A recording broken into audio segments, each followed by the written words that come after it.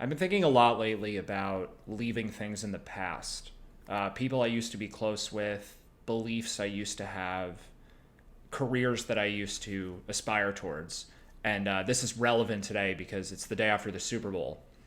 And I'm feeling a bit of nostalgia for the past life that I used to have, where I basically, for 90 plus percent of my life, it was extremely difficult to get me to talk about anything besides sports.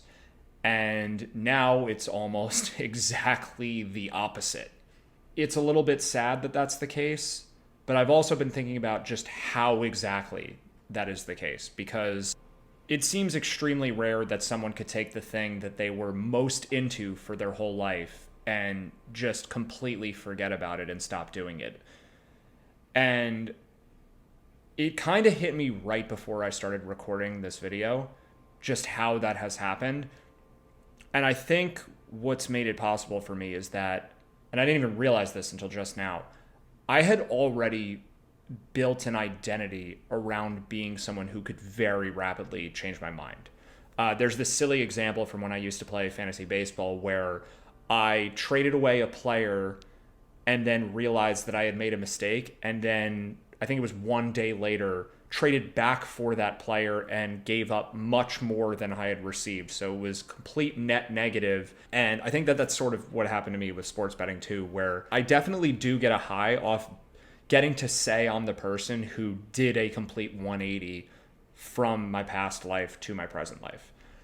And I think the relevant takeaway for anyone listening to this is that change most reliably happens at the level of identity. The easiest way, the cleanest way, the most reliable way to change is to change the way you identify with something. You change who you are, how you think about yourself, and then the change almost happens for you.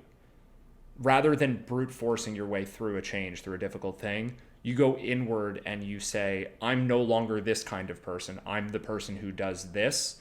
And then the new behavior fits with the new identity. So without even really realizing it, I think I had kind of pre-programmed that into my brain. And now I'm someone who has missed 2 consecutive Super Bowls. I think I saw 5 plays of each of them the last 2 years. When the Super Bowl used to be the most important day of the year, it used to be the most important event in my life.